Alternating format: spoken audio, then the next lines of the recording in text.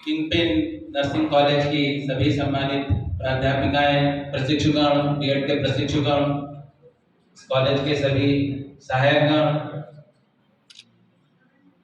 आप सभी लोगों को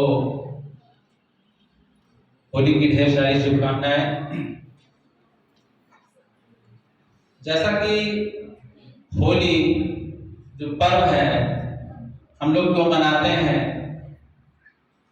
हमें लगता है कि हमारे बहुत सारे प्रशिक्षुओं को हो सकता है इसके बारे में जानकारी नहीं होगी, क्योंकि हम लोग होली को एंजॉय करते हैं तो इसके पीछे की जो कहानी है उसके बारे में भी थोड़ा सा मालूम होना चाहिए। कितने लोगों को मालूम है?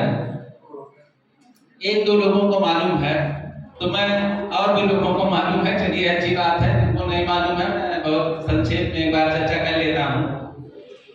वास्तव में मैं जिस प्रदेश से आता हूँ, उत्तर प्रदेश से, वहां पर एक जिला है हरदोई, और वहीं पर कभी एक हिरण्यकश्यप नाम का एक असुर हुआ करता था। तो उसने ब्रह्मा जी की बड़ी तपस्या की और उनसे वरदान मांगा। तो जब ब्रह्मा जी ने उनसे कहा कि ठीक है, मैं तुम्हारी भक्ति से बहुत प्रसन्न हूँ, कोई वर मांगो, तो उसने कहा कि हमें अमरता का वरदान दीजिए कि हम अमर हो जाएं। तो ब्रह्मा जी ने कहा कि देखिए, सृष्टि का कुछ नियम होता है और हम आपको अमरता का वरदान नहीं दे सकते, आप कुछ और वर मांग लीजिए।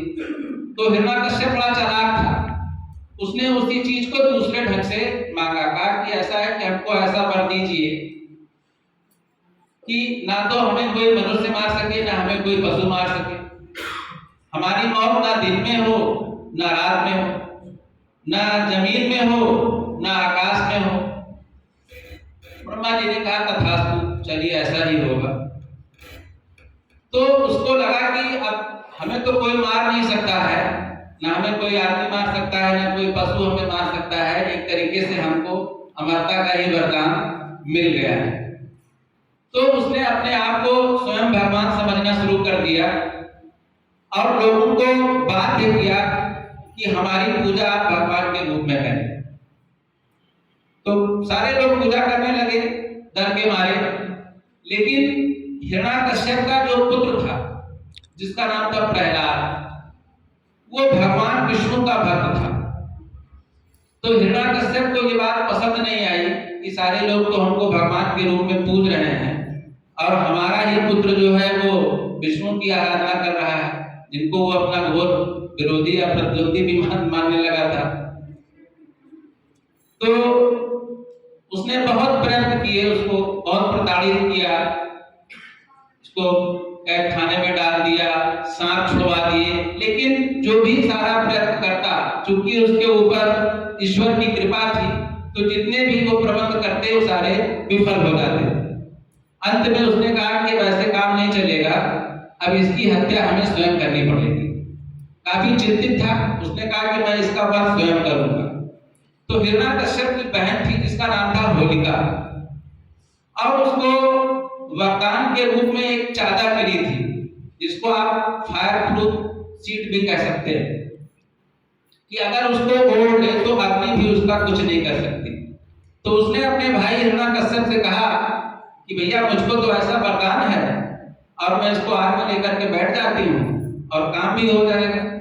हिरण्यकश्यप को ये सुझाव पसंद आया, उसने कहा ठीक है, और अपने कारिंदों को आदेश दे दिया कि एक बड़ी सी अग्निकुंड को जलाया जाए और उसमें होलिका अपना वो जो फायर प्रूफ शीट थी उसको लेकर के बैठी ओढ़ करके, और प्रहलाद को भी लेकर के बैठी। लेकिन होनी कुछ और थी, वो जो शीट थी, चद्दर, वो उड़ करके प्रहलाद को उसने कवर कर लिया और होलिका जल गई और प्रहलाद बच गया। इसके बीच में थोड़ा सा स्टोरी को हमने शॉर्ट में कर दिया है कि कैसे मरा हूं मैं, उसको मैंने शॉर्ट कर दिया है थोड़ा सा। तो मेरे कहने का तात्पर्य यह है कि होली बुराई पर अच्छाई की जीत है, और जितने भी हमारे पर्व हैं वो हमें कोई न कोई शिक्षा देते हैं। हमारा भारत देश विविधताओं वाला देश है, इसमें बहुत सारे जातियां हैं, धर्म हैं, संप्रदाय हैं, पंथ हैं, और लेकिन इन सबसे परे जाकर के होली एक ऐसा पर्व है जो हम सबको आपसी भाईचारे और प्रेम का संदेश देता है। वास्तव में ये जो रंग है, वास्तव में रंग से ऐसा नहीं है कि हमें सिर्फ एक दूसरे के शरीर को ही रंगना है।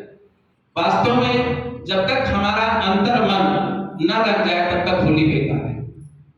और हर समाज में अक्सर हम लोग जिन लोगों के बीच में रहते हैं, कभी कहीं ना कहीं कुछ कटुता हम लोगों के बीच में आ जाती है।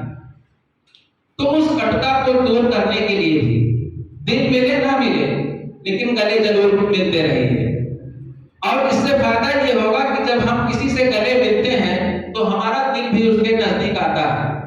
और अगर ये हम गले मिलने की प्रक्रिया अक्सर करते रहेंगे तो मुझे विश्वास है कि एक न एक दिन हमारा दिल भी लोगों से मिलने लगेगा जिनसे कभी नहीं मिला करता था। तो मैं सिर्फ इतना कहना चाहता हूं कि ये रंग है, आप चाहे प्रेम के रंग में रंगे हो, चाहे भक्ति के रंग में रंगे हो, रंग जरूर होना चाहिए। आप किसी भी रंग में रंगे हो।